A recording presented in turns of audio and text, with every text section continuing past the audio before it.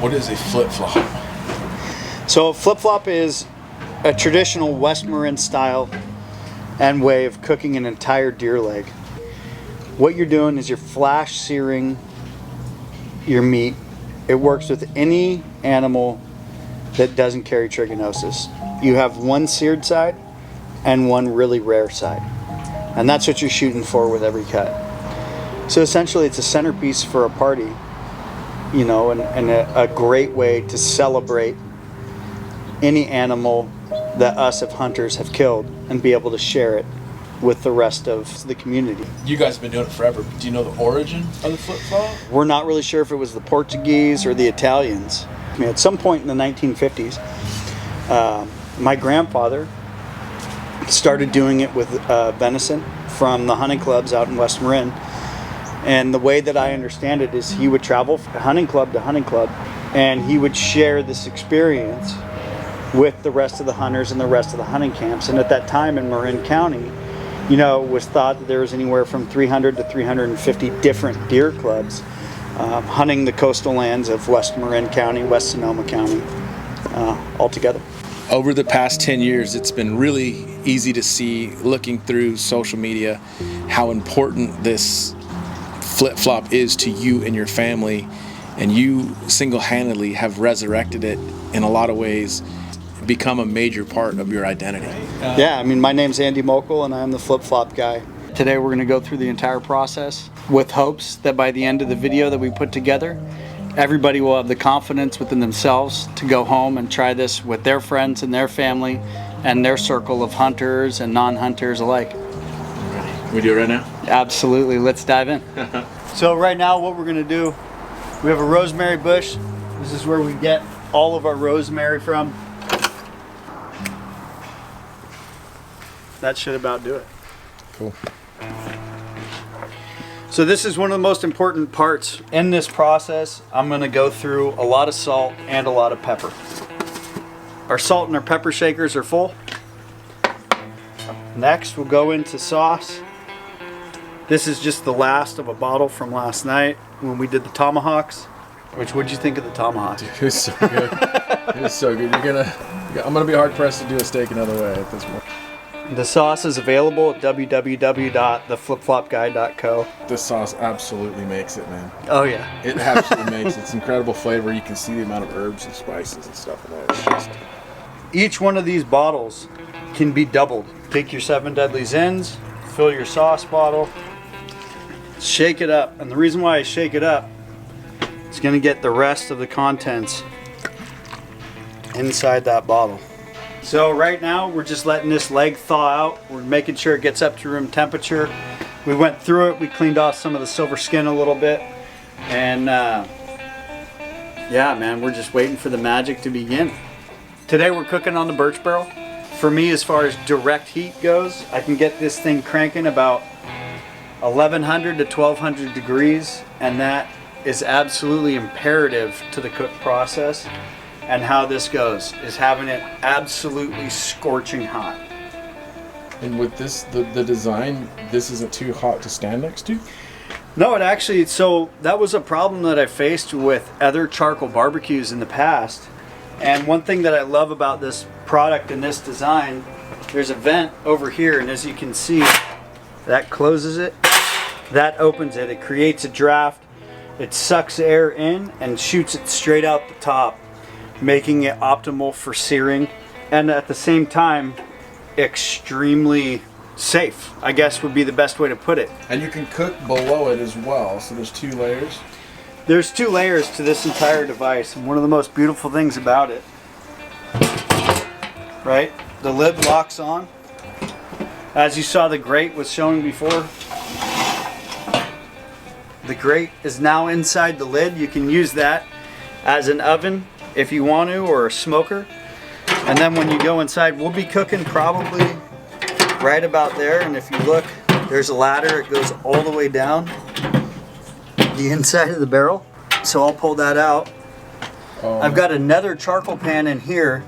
So if I want to cook a dessert in a Dutch oven or something like that. Taters or something? Taters, anything you want, your sides. you can have a second coal bed going on underneath whatever your main cook is on the grill. Very cool. And that's where we'll be cooking today.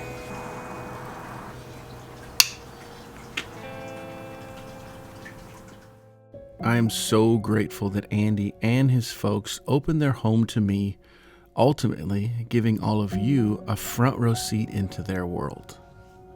You know, to flip-flop a hind quarter at their house is as normal as burgers and dogs in any American home. All the family and friends were going to arrive around 4 o'clock, so everybody was hard at work making these super cool side dishes. Andy's dad made this legendary sturgeon casserole. There was cheese boards, shrimp cocktails, jalapeno poppers, dried venison sausage, fresh salad, persimmon cookies. Man, I knew I was in good company.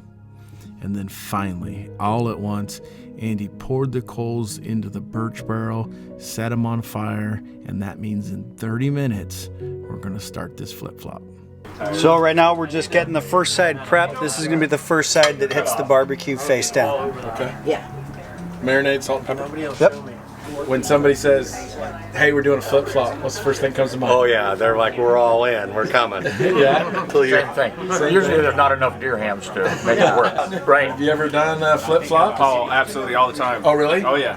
Back in the 80s. Fantastic. Oh, love it. It's the best. Oh, yeah, since we're kids, you know, doing it all the time. Anytime we get a deer, you always save the two back legs. What's the first thing that comes to mind? Grandpa. Yeah? Everybody that ever What's the first thing that comes to mind? Company.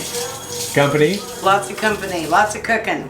I love that. Living with someone who could live for the rest of his life with no one else around, it's really exciting. It's music to my wife's ears right there. Is it? Yes. Do y'all remember in the beginning when Andy said, you can do this with any animal that doesn't carry trichinosis? Well, this particular hindquarter is off the largest Rocky Mountain bighorn sheep ever taken with a crossbow. Thank you to Frontier Outfitters, High West Outfitters, and Jerry the Hunter. These are the things that warm my heart. The hunter who killed the ram offered it to Andy for this film as a gesture and an understanding that it would be shared and celebrated properly. That's hunter brotherhood at its finest. Know what they're doing. No wonder I can't do. Oh yeah. How is it with the sheep? It's great. The sauce, too, man. Good stuff. It's quiet. Got real quiet real quick. Smell the balsamic.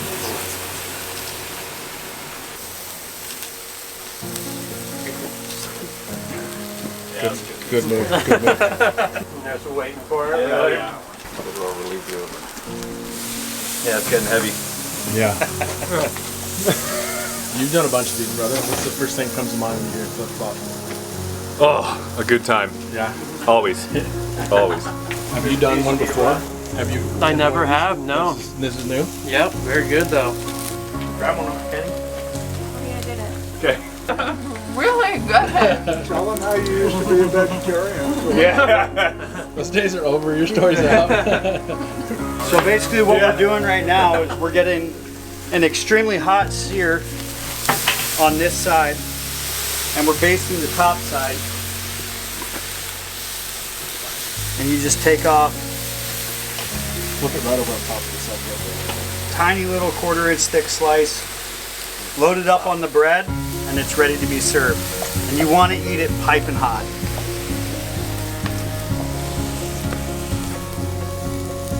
Okay. Cool. Is Yeah, that cool? Was it good? Really good. What happened here? Who needs to step up? We're slacking, aren't we? What do you think, David? It's a big plate, bro. Yeah, this one's mine. You can get your own. Seeing that meat get cut off and eaten 1/4 inch at a time by every manner of people was wonderful. All different ages, genders, personality, beliefs, race, all of it gathered here and enjoyed the food that was procured by a hunter they have never met. So much good in such a crazy time. So good. If you would please remove your hat, I'd like to close in prayer. Lord, thank you for giving us 2 hindquarters per critter. Thank you for the Al Giddings of the world and the generations that followed his lead that teach us these fantastic ways to cook and share food.